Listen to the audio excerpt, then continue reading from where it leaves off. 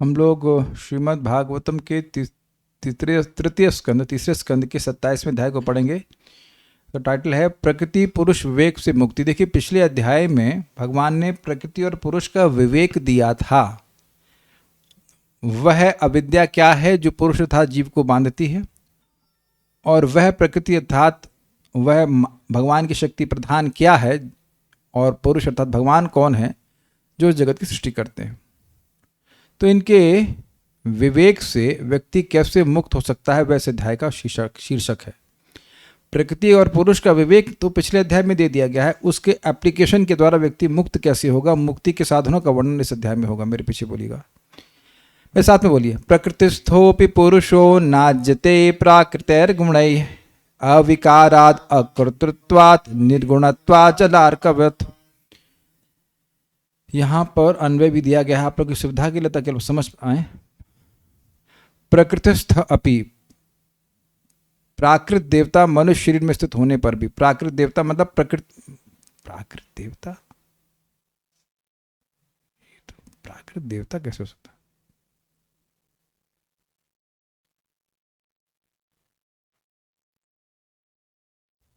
देवता शब्द तो नहीं था उसमें, एक मिनट चाहिए में।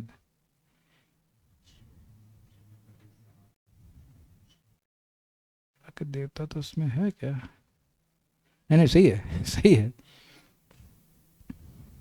ओह अच्छा, समझ में आया। अब मैं क्या समझ आ गया, ठीक है, फाइन। ये इसका मतलब है कि प्राकृत भौतिक देवता मनुष्य आदि शरीर में स्थित होने पर भी ये हुआ। प्रकृतिस्थ मतलब प्रकृति से उत्पन्न हुए देवता और मनुष्य आदि के शरीर, उनमें भी पुरुष अर्थात जीवात्मा अविकारात, अविकारी होने के कारण, आत्मा में कोई परिवर्तन न होने के कारण, अकर्तृत्वात् भौतिक कर्मों का कर्ता न होने के कारण, निर्गुणत्वात् और निर्गुण होने के कारण, जल आर्कवत जल के प्रतिबिंबित सूर्य के समान, प्राकृत गुणै न आज्यते लिप्त नहीं होता। श्लोक देखिए। प्रकृति में स्थित जीव भी, प्रकृति में स्थित होते हुए भी पुरुष अर्थात जीव प्रकृति के गुणों से लिप्त नहीं होता। न अज्यते, क्यों? अविकार, क्योंकि वह अविकारात अर्थात प्रकृति के गुणों से उसमें विकार नहीं आता है। अकर्तृत्वात् भौतिक कार्यों का वो कार्य करने वाला नहीं होता है। और निर्गुण मतलब गुणों के परे होता है। आत्मा जैसे जलार्कवत, जैसे जल में सूर्य का प्रतिबिंब दिखता है, लेकिन सूर्य तो उसमें हिलता हुआ दिखता है प्रतिबिंब, लेकिन सूर्य तो अपनी स्थिति में बहुत दूर है, वह तो कहीं हिल नहीं रहा है, ये बात बोल रहे हैं। लेकिन ऐसा होते हुए भी स एष यर्हि प्रकृतिर्गुणेषु अभिविशज्यते अहंक्रिया विमूढ़ात्मा कर्तास्मि इति भिमन्यते। स एष, वह ऐसा पुरुष होते हुए भी, अविकारी निर्गुण और अकर्तृत होते हुए भी, यर्हि जब प्रकृति के गुणों में, गुणों के कार्यों में अभिविशज्यते अत्यंत आसक्त हो जाता है, तो अहंकार की क्रिया के द्वारा विमूढ़ आत्मा मूर्ख आत्मा होकर के कर्ता अस्मि इति अभिमन्यते, वह इस प्रकार से मानता है कि वह करता है। ठीक है, अगला श्लोक देखिए। तेना, इस कर्तृत्व अभिमान के कारण, तेन संसार पदवीम अवशोभ्येत्य निर्वृतः प्रासंगिक कर्म दोष सदसन मिश्र योनिषु। तेना, उस कर्तृत्व अभिमान के कारण कि मैं करने वाला हूं, प्रासंगिक मतलब प्रकृति के संग के कारण उत्पन्न, प्रकृति के 3 गुण होते हैं, सतोगुण रजोगुण तमोगुण, उनमें जो आसक्ति होती है उसके कारण जो उत्पन्न कर्म दोष है। भाई कर्म दोष मतलब पुण्य पापात्मक कर्मों को दोषों से, मतलब अगर सतोगुण का संगत करेगा तो पुण्य कर्म करेगा, रजोगुण तमोगुण का संगत करेगा तो पाप करेगा, लेकिन दोनों ही कर्म उसको बांधने वाले हैं।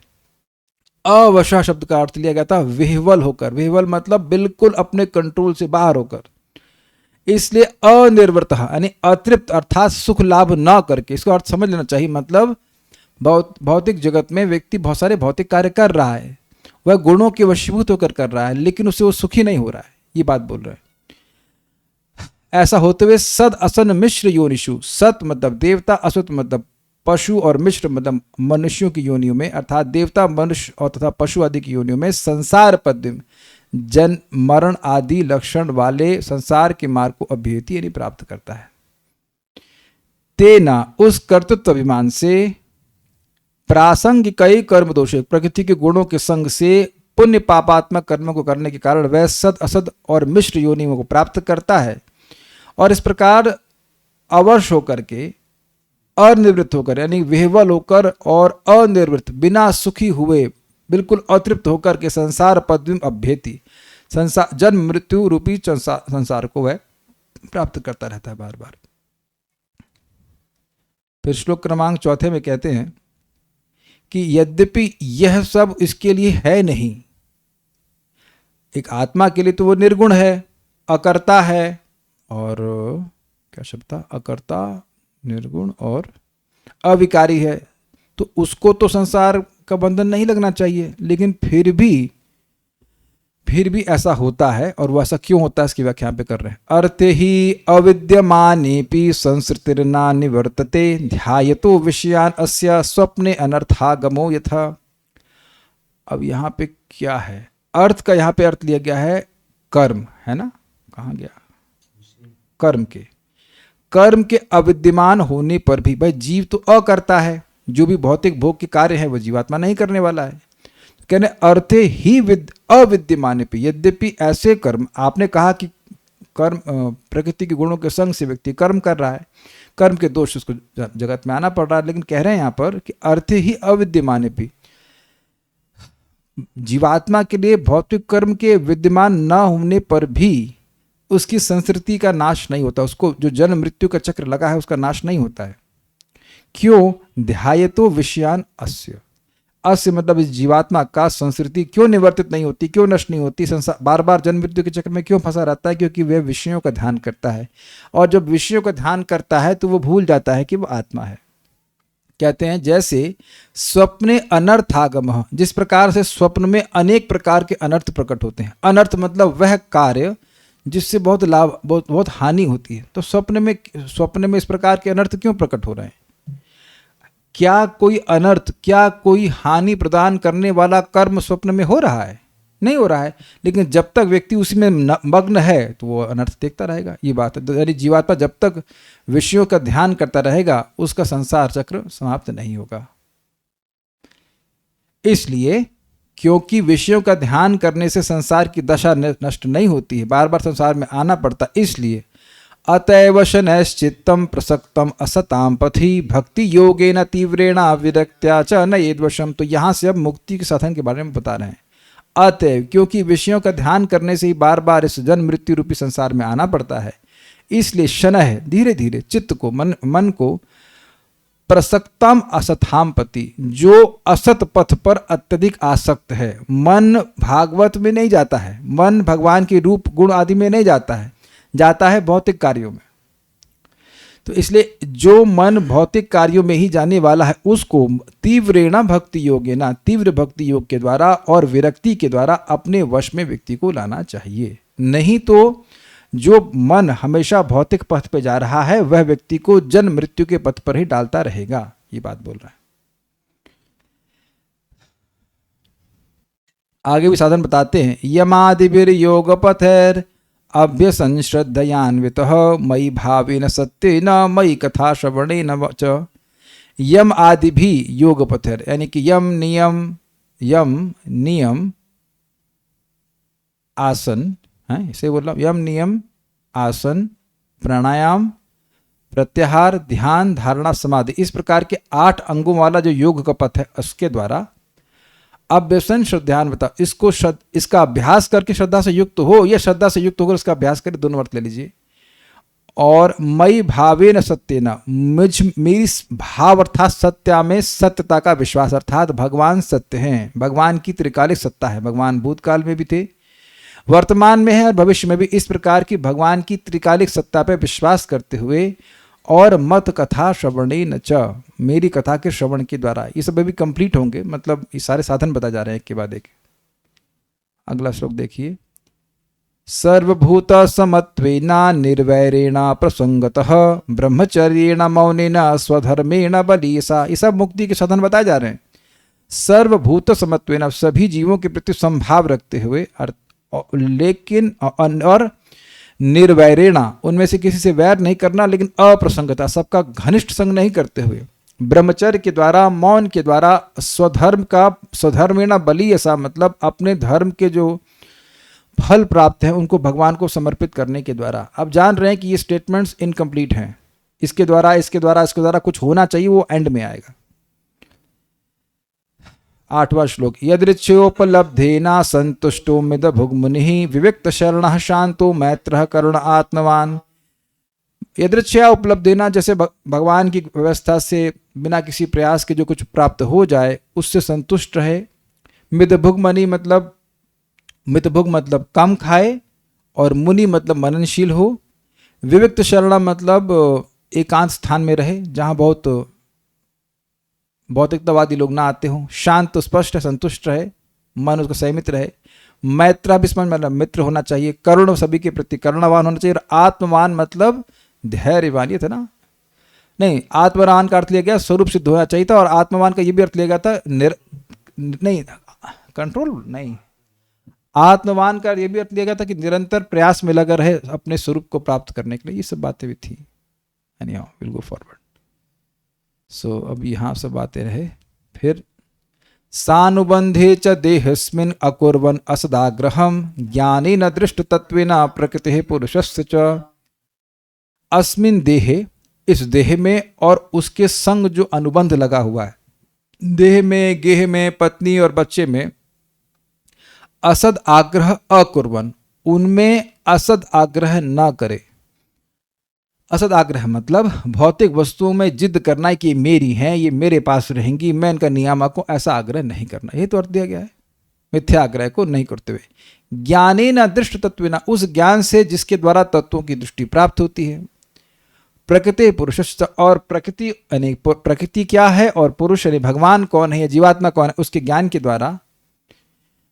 निवृत्त बुद्ध्यवस्थानो दूरीभूतान्य दर्शन उपलभ्यात्मनात्मानं चक्षुषेवार्कमात्मदृक्। यहाँ पर ये सब करने के द्वारा अब क्या होगा, उस व्यक्ति की बुद्धि निवृत्त हो जाएगी अवस्थान से। 3 प्रकार की चेतना होती है, सुषुप्ति, स्वप्नावस्था और जागृत। ये 3 स्टेजेस से बुद्धि निवृत्त हो गई है, तुरीयावस्था में आ गई है। और दूरीभूतान्य दर्शन, वह किसी और दर्शन से दूर हो गया, अर्थात अन्य हर प्रकार का दर्शन उससे दूरीभूत हो गया। दूर हो गया मतलब वह हर जगह भगवान का दर्शन ही करता है, भगवान की अवस्था, भगवान की अवस्थिति को अनुभव करता है, और कोई दर्शन नहीं होता उसके बाद। इस प्रकार से आत्मना आत्मानम उपलभ्य, आत्मना मतलब शुद्ध बुद्धि के द्वारा, आत्मना मतलब परमात्मा को उपलब्ध प्राप्त कर लेता है। कैसे? चक्षुषेवार्कम आत्मदृक्, जैसे चक्षु आंखों के द्वारा, चक्षु अपने मतलब चक्षु के द्वारा व्यक्ति सूर्य को देखता है। जिन चक्षुओं के ऊपर पटली बोलेंगे, पटली अर्थात ये आईलिड नहीं है, कवर नहीं है, तो वह सूर्य को देख सकती हैं सूर्य की शक्ति के ही द्वारा। उसी प्रकार से जिसका अविद्या का दोष नष्ट हो गया है, अविद्या तो सृष्टि कर रही जागृत, स्वप्न और सुषुप्ति अवस्था को, तो ये इससे पार हो गया है, तो वह अब भगवान को भक्ति के द्वारा देख पाएगा। भगवान सूर्य के समान है, जीवात्मा चक्षु के समान बोला जा रहा है। आत्मदृक् मतलब आत्मा का दर्शन करने वाला हो जाता है। तो पिछले सारे श्लोकों में बताया गया था साधन, अब यहां बता रहे हैं कि इसके द्वारा क्या होगा, आप भगवान को देखने का सामर्थ्य उत्पन्न कर पाओगे। फिर कह रहे हैं 27.11 में, भगवान को आपने कहा 10वें में कि देखेगा, किस रूप में देखेगा, भगवान किस रूप में दिखाई पड़ेंगे। यह श्लोक बोलता है, मुक्तलिंगम सदा भासम असति प्रतिपद्यते सतो बंधम असत चक्षु सर्वानुस्युतम अद्वयम। मुक्त लिंगम, जब वह योगी या भक्त लिंग से मुक्त हो जाएगा, अर्थात सूक्ष्म शरीर के बंधन से मुक्त हो जाता है, या वह भगवान जो मुक्तों के द्वारा लिंगयति अर्थात देखे जाते हैं, जो मुक्त हो जाता है वही भगवान को देख पाता है, ऐसा व्यक्ति भगवान किस रूप में देखता है, सदाभासम। सदाभासम क्या अर्थ है भाई सदाभासम का? सत, हाँ, सत प्लस आभासम मतलब जो शाश्वत रूप में आभासमान है, जो शाश्वत है इस रूप में वो देख पाएगा भगवान को। एक बात, असति प्रतिपद्यते, अब क्या इसका अर्थ है भाई? नहीं, सदाभासम असति प्रतिपद्यते कहने का मतलब है कि असत जो अशाश्वत है उसमें शाश्वत रूप से आभासमान है। कहने का मतलब ये था, इस जगत, जो जगत है वो असत है, वो नश्वर है, उसमें भगवान शाश्वत रूप से आभासमान है। अर्थात भगवान इतने शाश्वत हैं कि क्योंकि वह इस जगत के पीछे हैं, इसलिए जगत अशाश्वत होते हुए शाश्वत लगता है। उदाहरण दिया गया था जैसे बादल है, बादल में कोई प्रकाश नहीं है, लेकिन बादल के पीछे जो सूर्य है वो पूरा प्रकाशमान है, तो बादल के पीछे सूर्य है तो बादल प्रकाशमान लगता है। तो वह भगवान को ऐसे इस शाश्वत स्वरूप में देख पाएगा कि भगवान इस प्रकृति के पीछे हैं, इस कारण से प्रकृति या जगत जो है वो शाश्वत रूप में दिखता है। सतः बंधु, सतः मतलब प्रधान, उसके बंधु अर्थात अधिष्ठान है, उसके स्वामी है। असत चक्षु, असत चक्षु मतलब, असत का मतलब यहाँ पे है महतत्वादि, जिनकी सृष्टि होती है जो शाश्वत नहीं है, उनके चक्षु अर्थात प्रकाशक हैं। सर्वानुस्युतम, वह सभी वस्तु में प्रवेश किए हुए हैं। और अद्वयम, वो अद्वितीय हैं। इस प्रकार से भगवान को देख पाता है, उनके अलावा और कोई जगत में नहीं है, अद्वितीय। स्थावर जंगम देखे न देखे तार मूर्ति, सर्वत्र होय तार इष्ट देव स्फूर्ति। स्थावर वस्तुओं को देखता है, जंगम वस्तु को देखता है, जंगम मतलब चलने वाली वस्तुओं को देखता है, लेकिन हर जगह उसको अपने इष्ट देव की स्फूर्ति होती है, तो इसको दूसरी वस्तु दिखाई नहीं पड़ती, भगवान ही दिखाई पड़ते हैं, ये अर्थ हुआ। अच्छा, अब इस बात को एक दृष्टांत से बता रहे हैं। यथा जलस्थ आभास स्थलस्थे नावदृश्यते स्वाभासे न तथा सूर्यो जलस्थे न दिवि स्थितः। अभी इंटरेस्टिंग है, ओ कृष्णा। वो एक दृष्टांत के द्वारा बता रहे हैं कैसे भौतिक जगत को देख करके जीवात्मा का अनुमान करते, जीवात्मा को देखा जाता है, और जीवात्मा को देखकर परमात्मा को देखा जाता है। बताता हूं।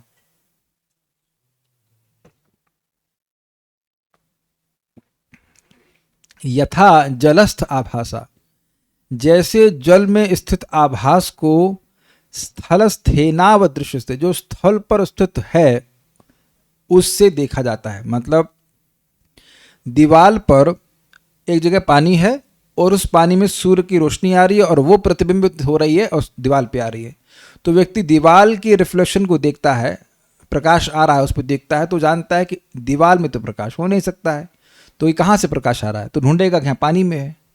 लेकिन क्या पानी में सूर्य हो सकता है? पानी में भी नहीं, तो पानी में नहीं तो ऊपर ढूंढेगा तो सूर्य वहां पे। उसी प्रकार से देह तो जड़ है, तो देह में तो चेतना आ नहीं सकती, लेकिन देह में चेतना दिख रही है, इसका मतलब है इसके पीछे आत्मा है।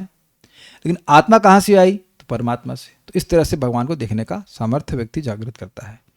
तो ये पहले लाइन का अर्थ है कि दीवाल पर स्थित जो प्रतिबिंब है उसको देख करके जल में स्थित प्रतिबिंब को देखा जाता है। स्वाभासेन तथा सूर्यो जलस्थेन दिवि स्थितः, जो जल में स्थित है वह सूर्य, उसके सूर्य का प्रतिबिंब उसके द्वारा दिव्य अर्थात आकाश में जो स्थित सूर्य है उसको देखा जाता है। ओके, पास्ट इसलिए जा रहा हूं कि डिटेल में तो हम स्लो तो पहले जा चुके हैं, खाली रिवाइज कर रहे हैं।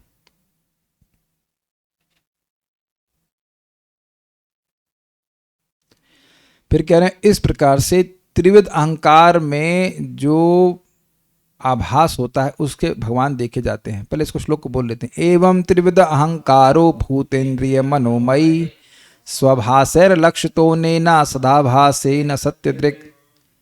एवं उसी प्रकार भूतेन्द्रिय मनोमय, भूत प्लस इंद्रिय प्लस मन पर पड़े स्वाभासे, आत्मा के अपने आभास से, अपने रिफ्लेक्शन से, त्रिविध अहंकार, वैकारिक आदि तीनों प्रकार का अहंकार, और सदाभासेन सत्स्वरूप आत्मा के आभास से युक्त, अनेन इस अहंकार से सत्य दृक्, सत्स्वरूप भगवान परमात्मा को लक्षित नहीं देखा जाता है। थोड़ा मुश्किल हुआ।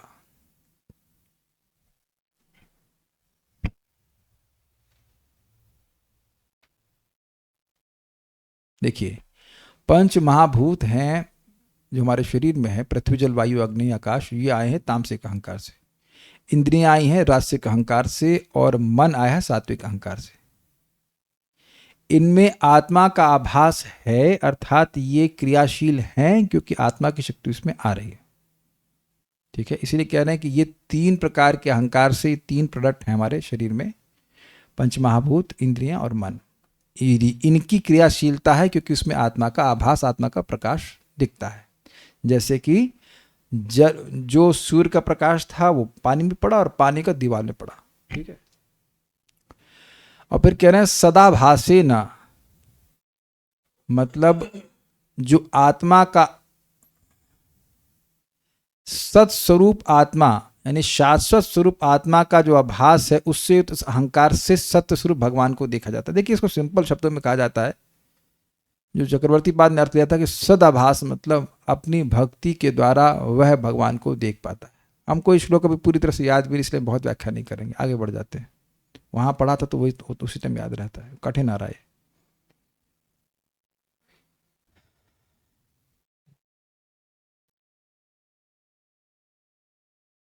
ये इसका लिंक क्या है?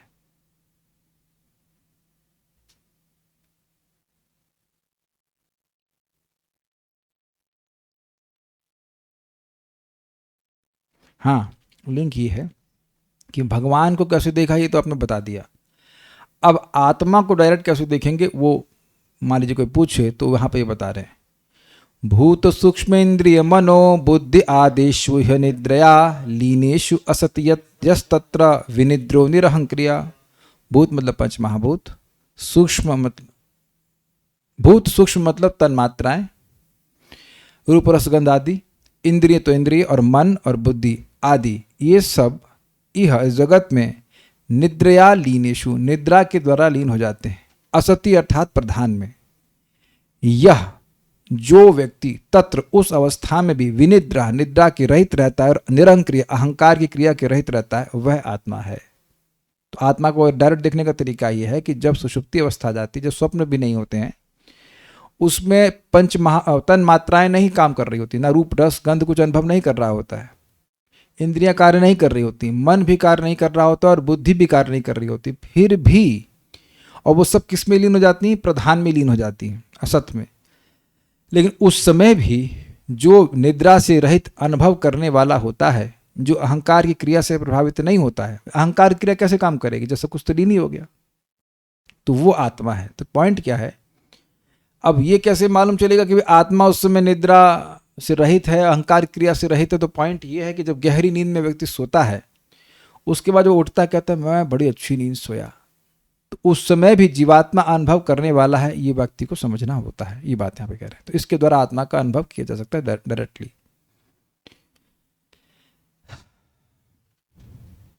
फिर उसी बात को आगे बढ़ा रहे, एवं प्रत्यवमृष्यासौ आत्मानं प्रतिपद्यते साहंकार, ना कहां से आ गया, साहंकार से द्रव्य से योवस्थानम अनुग्रह।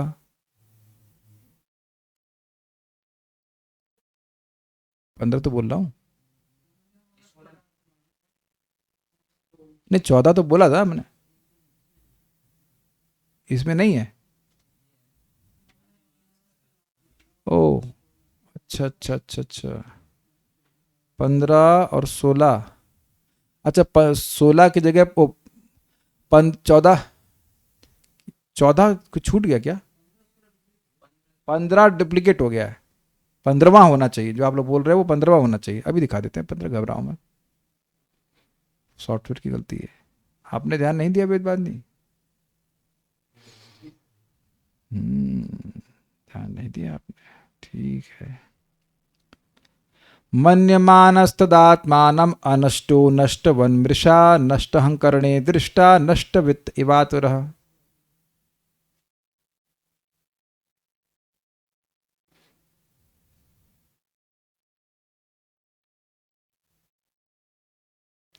बड़े कठिन श्लोक थे।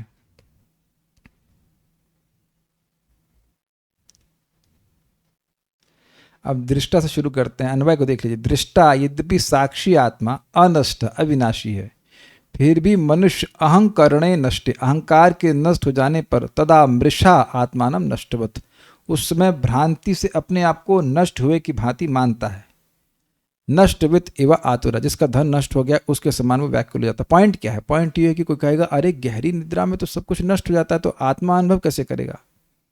तो कह रहे हैं कि नहीं, तुम खाली मान रहे हो कि आत्मा नष्ट हो गया है, इसलिए कह रहे हैं मन्य मानस तदात्मानम। उस समय जब व्यक्ति गहरी निद्रा में होता है तो हम लोग मान लेते हैं कि उस समय तो आत्मा नष्ट हो गया है, जबकि वह अनष्ट है, वह नष्ट नहीं होता है।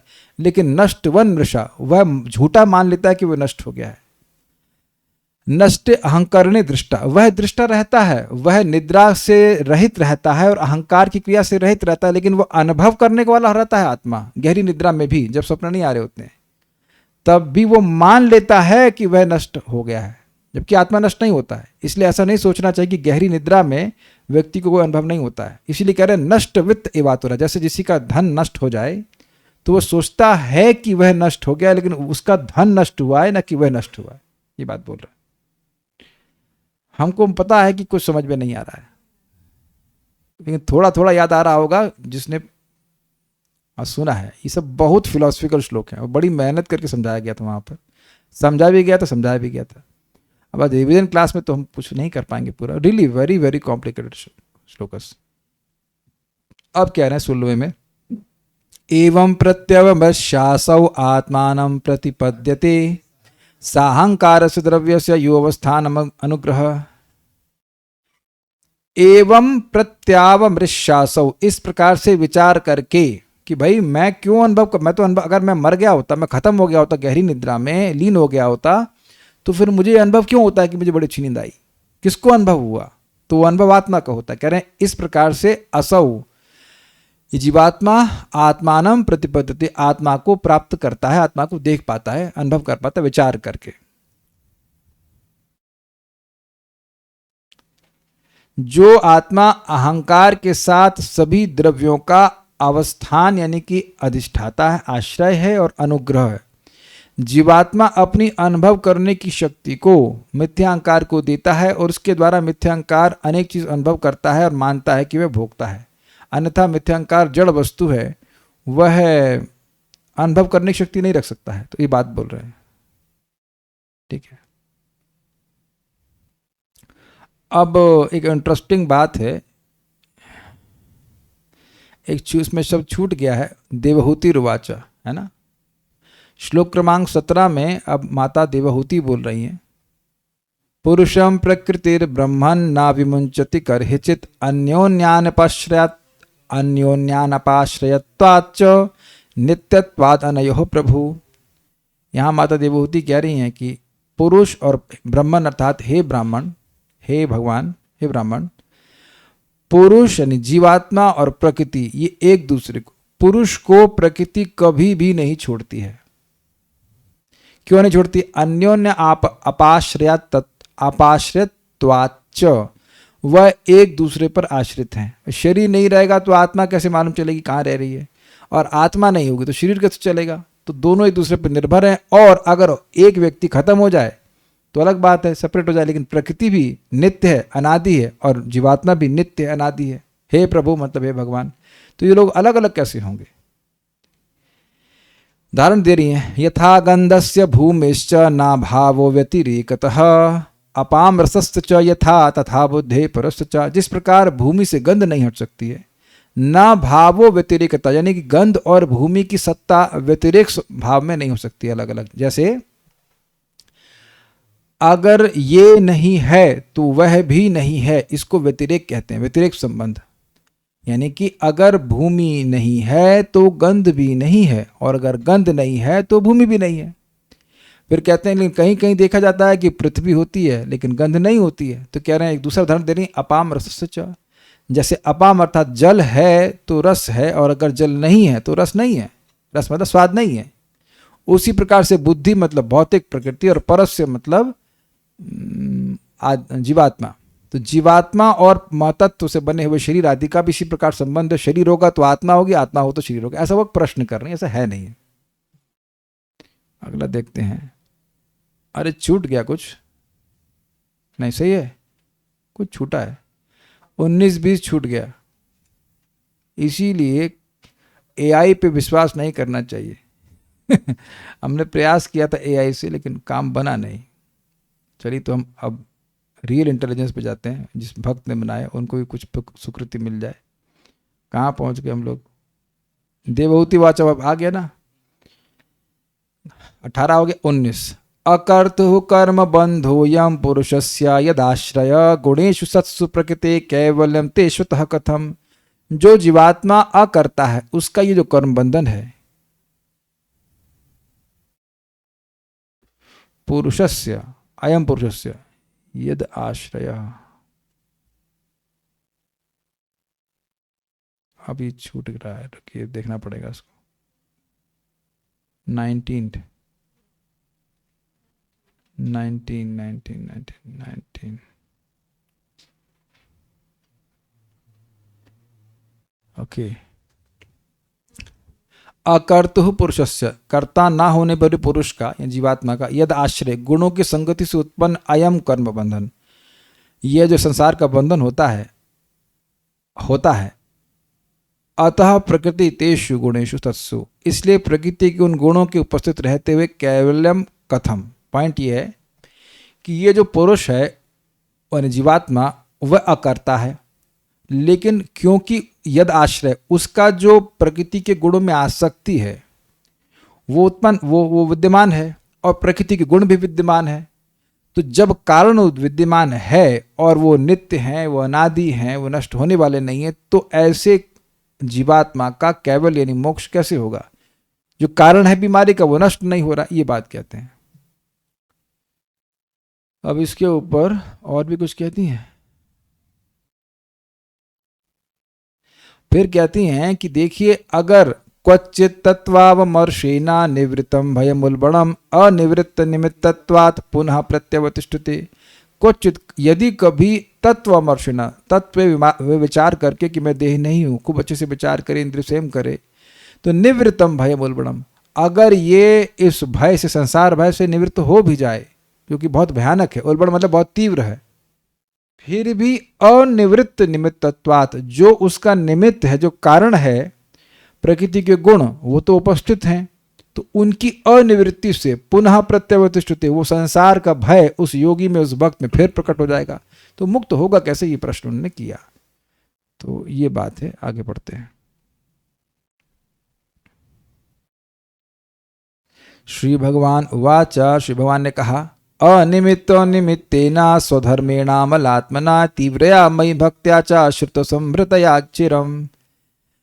अनिमित्त निमित्तेना अर्थात निष्काम भाव से स्वधर्मेणा, अपने धर्म का, वर्णाश्रम के धर्म का पालन करके, अमल आत्मा निर्मल मन वाला होकर, तीव्रया मयि भक्त्या च, मुझ में तीव्र भक्ति के द्वारा, जो श्रुत संभृतया चिरम, बहुत समय तक मेरे बारे में सुनने के द्वारा संपुष्ट हुई हो, ऐसी भक्ति के द्वारा। सेंटेंस आगे कंप्लीट होगा, लेकिन अभी यहाँ पे पहले एक बात बता रहे हैं, ये करना है। फिर ज्ञानेन दृष्टतत्वेन वैराग्येण बलीयसा तपोयुक्तेन योगेन तीव्रेण आत्मसमाधिना, उस ज्ञान के द्वारा जो तत्वों की दृष्टि प्रदान करता है, और वैराग्येण, वैराग्य के द्वारा, बलीयसा यानी स्ट्रांग वैराग्य के द्वारा, तपोयुक्तेन अपनी इंद्रियों को संयमित करने के द्वारा, योगेन योग के द्वारा, तीव्र आत्म समाधि ना, तीव्रता से आत्म समाधि, अपने में लीन होने के द्वारा, अर्थात अपने स्वरूप में स्थित रहने के द्वारा, अपने स्वरूप को समझते हुए कि मैं हूँ कौन, ऐसा स्मरण करते हुए, प्रकृति पुरुषस्येह दह्यमाना तो अहर्निशम तिरो भवत्रिशन कैर अग्निर्योनिर इवारणी।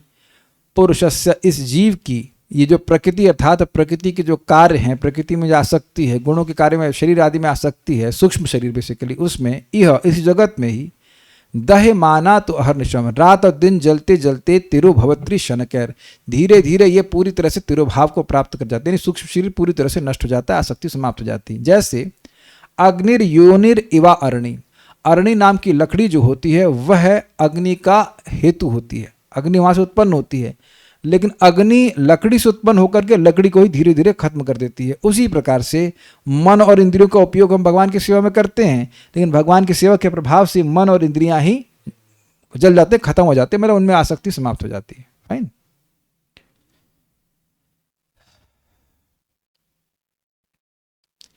फिर जो ने प्रश्न किया था कि अरे भाई प्रकृति के गुण तो उपस्थित हैं, फिर वो सामने पड़ेंगे और फिर व्यक्ति को आसक्ति हो जाएगी, तो कहते नहीं, ऐसा नहीं होगा।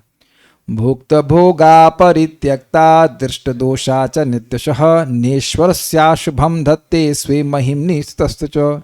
भुक्त भोगा, ये समझते हुए कि सारे भोग लिए गए, इसमें कोई दम नहीं है, इसीलिए परित्यक्ता, उनको त्यागते हुए, दृष्ट दोषा च नित्यशः, हमेशा समझते हुए कि ये इन सब प्रकृति के गुणों को भोगने से व्यक्ति को जन्म मृत्यु का चक्र प्राप्त होगा, ये दुख के ही हेतु। इस प्रकार से लगातार देखने से ईश्वरस्य न अशुभम दत्ते, ये जो प्रकृति है, ये इसका जो ईश्वर है, मतलब जो स्वतंत्र है, जो भोगों के द्वारा अपने सुख को नहीं ढूंढ रहा है, प्रकृति के प्रभाव से मुक्त हो गया है, उसके लिए कोई अशुभ सृष्टि नहीं हो पाती है। किसके लिए? स्वमहिमनी स्थित, जो अपनी महिमा में स्थित है, अर्थात भगवान के समक्ष वह अपने को एक निष्काम सेवक के रूप में देख चुका है, शाश्वत सेवक के रूप में देख रहा है। तो ऐसे व्यक्ति अपनी महिमा में स्थित हो गया, उस पर उसका कोई अशुभ नहीं हो सकता है। जैसे यथा ही अप्रतिबुद्धस्य प्रस्वापो बहव अनर्थभृत स एव प्रतिबुद्धस्य न वै मोहाय कल्पते। यथा ही, जिस प्रकार से निस्संदेह ही अप्रतिबुद्धस्य, जो सोया हुआ है, प्रस्वापो बहुव अनर्थकृत, जो प्रस्वाप अर्थात स्वप्नावस्था, वो अनेक प्रकार के अनर्थों का पोषण करने वाली, पुष्ट करने वाली। अनेक स्वप्न में क्या क्या दिखता है, फालतू की बात। लेकिन स एवा, वो ही स्वप्न, प्रतिबुद्ध से, जो जाग गया है, नवई मोहाय कल्पते, उसके लिए मोह की सृष्टि कभी नहीं कर पाता। यद्यपि उसे स्वप्न की स्मृति भी रहे, तब भी ना तो वो जानता है कि जो स्वप्न में देखा था उसको कोई मतलब नहीं है, उससे कोई नुकसान है नहीं हमको। समझ गए बात? उसी प्रकार से जो भगवान की भक्ति में जग गया है, भक्ति के द्वारा अपने संबंध में जग गया है, मतलब he is very much awakened in his relationship with the Lord, तो अब उसको प्रकृति कभी मोह की सृष्टि नहीं कर पाती कि तुम देह हो। ये बात यहां बोल रहे हैं। एवं विदित तत्वस्य प्रकृतिर्मयि मानसम युंजतो नापकुरुत आत्मा रामस्य करहिचित। एवं विदित तत्वस्य, जो तत्वों को जानने वाला हो गया है, उस और मई मानसम युंजतो, उसका मन उसने मुझ में लगा दिया है, उसको प्रकृति ना अपकुरुते, प्रकृति उसका उपकार नहीं कर सकती है, करहिचित मतलब कभी भी। किसके लिए? आत्मा रामस्य, जो आत्मा में ही रमण करने वाला है, उसका प्रकृति कोई उपकार नहीं कर सकती, अपकार नहीं कर सकती, क्योंकि प्रकृति का से कुछ भी वो इम्पोर्ट नहीं कर रहा है। देखिए, मैं आपसे बीज खरीदूं और वह बीज जो है, अनाज है, उसमें जहर मिला हो, तब आप मेरा अपकार कर सकते हैं। लेकिन मैं बीज खरीदूंगा ही नहीं, तो अपकार क्या करोगे? आजकल सब्जी आती है ना, बैगन में क्या वो वैक्स लगा देते हैं, आप बैगन खरीदे ही नहीं तो क्या अपकार करेगा वो? बैगन खाना ही नहीं है। मैं बैगन के अगेंस्ट नहीं बोल रहा हूँ, मैं खाली बोल रहा हूँ कि बैगन में आजकल होता है वो कुछ वैक्स लगा देते ताकि चमके। जब आप बाजार गए और बैगन खरीदा ही नहीं तो बैगन क्या नुकसान करेगा? उसी तरह आत्मरामी पुरुष जो है, वह कुछ भौतिक प्रकृति का कुछ लेता ही नहीं है, उससे कुछ सुख मिल ही नहीं रहा है, तो जब सुख लेगा ही नहीं तो बंधन में क्या पड़ेगा? ये बात बोल रहे हैं। कभी भी प्रकृति ऐसा बंधन नहीं कर सकती है। कब होगा ये? कब होगा? तो ये बात बोल रहे हैं। यदैव माध्यात्मरतः काले न बहुजन्मना सर्वत्र जात वैराग्य आ ब्रह्म भुवनान मुनि। इस प्रकार से यदा एवं, जब इस प्रकार से व्यक्ति आध्यात्म में रत रहता है, काले न बहुजन्मना, बहुत लंबे काल तक जिसमें कई जन्म बीत जाते हैं, तो उसको सर्वत्र जात वैराग्य, उसको हर वस्तु से वैराग्य हो जाता है। आ ब्रह्मा भुवनान, ब्रह्मलोक पर्यंत सब वस्तुओं से वैराग्य हो जाता है, उसे कुछ नहीं चाहिए। मुनि, वह मुनि हो जाता है, अर्थात समझता है कि मैं तो आत्मा हूं और कोई भी भौतिक परिस्थिति मुझे सुखी नहीं कर सकती है, मनशील है। फिर कहते हैं, मद भक्ता प्रतिबुद्धार्थो मत प्रसादेन भूयसा निःश्रेयसम सुसंस्थानम कैवल्याख्यम मदाश्रयम। मेरा भक्त प्रतिबुद्धार्थो, वह जीवन के अर्थ अर्थात परम पुरुषार्थ के प्रति प्रतिबुद्ध यानी सजग हो जाता है, उसको समझ में आ जाता है कि भगवान के प्रेम की प्राप्ति परम पुरुषार्थ है। मत प्रसादे न भूयसा, भूयसा मतलब अनंत, मेरी अनंत कृपा से निःश्रेयम, अपने निरतिशय आनंद स्थिति जो कि निरतिशय आनंद है, ऐसी स्वस्थानम मतलब अपनी स्वरूप सिद्ध अवस्था को प्राप्त करता है, जिसे कैवल्याख्यम से कैवल्य कहते हैं, और मदाश्रयम जो मेरे आश्रय में रहते हैं होती है, उस अवस्था को प्राप्त करता है। प्राप्नोति ही अंजसा धीरा स्वदृशा छिन्न संशय यद्गत्वा न निवर्तेता योगी लिंगाद विनिर्गमे। धीरा, ऐसा धीर पुरुष यह इसी जीवन में या इसी जगत में अंजसा प्राप्नोति, साक्षात प्राप्त करता है इस अवस्था को, भगवान के अनुभव को। स्वदृशा छिन्न संशय, अपने स्वदृशा मतलब अपने आत्मज्ञान से उसके सारे संशय नष्ट हो जाते हैं। यद्गत्वा न निवर्तेता, मेरे धाम की प्राप्ति करता, जहां जाकर के वापस व्यक्ति को नहीं आना पड़ता है। योगी अर्थात मेरा भक्त लिंगाद विनिर्गमे, जब सूक्ष्म शरीर पूरी तरह से नष्ट हो जाता है तो वह भगवान के धाम चला जाता है और वहां से वापस कभी नहीं आता। लास्ट श्लोक है।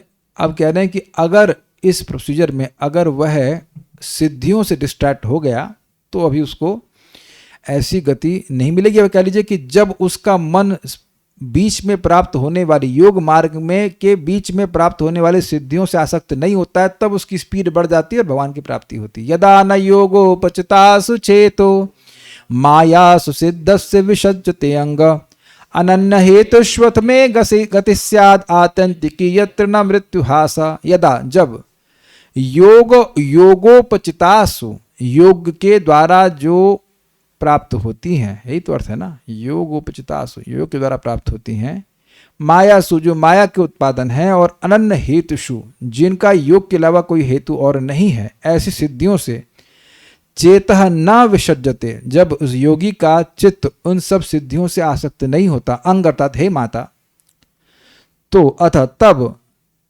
में आतंत्य की गति स्यात् उसको मेरे प्रति आतंतिक गति प्राप्त होती है, अर्थात मेरा धाम प्राप्त होता है। यत्र ना मृत्यु हास, जहां पर मृत्यु का हास नहीं है। मृत्यु इस जगत में सब कुछ इकट्ठा करता है लोग व्यक्ति। कौन सा कीड़ा होता है, एक कीड़ा होता है उसको कुछ गोबरेला, हाँ गोबरेला कीड़ा, यस। तो बहुत सारा गोबर इकट्ठा करता रहता है, इतना बड़ा इकट्ठा कर लेता है कि जिसमें रहता है बिल में उसमें प्रवेश नहीं करता, कवर नहीं पाता। तो इस तरह से लोग गोबरेला की तरह इकट्ठा किए जा रहे हैं, लेकिन मृत्यु हंसते हुए सब कुछ एक क्षण में छीन लेती है। तो ऐसी स्थिति भगवान के धाम में नहीं है। वहाँ मृत्यु है ही नहीं, तो मृत्यु के कंट्रोल की तो बात छोड़ दी, मृत्यु है ही नहीं वहाँ पे। तो वो ऐसे स्थान को प्राप्त करेगा, लेकिन अगर सिद्धियों के चक्कर में फंस गया तो वह अभी डिले हो जाएगा, कुछ और जन्म लेने लग सकते हैं। तो ये सब बातें हैं। आगे भगवान क्या बताएंगे वो अगले अध्याय में हमने भगवान चाहा तो कल सुनेंगे। कोई प्रश्न तो है नहीं, so stop here. Shrimad Bhagavatam की जय, श्रील प्रभुपाद की जय, निताई गौर प्रेमानंदे।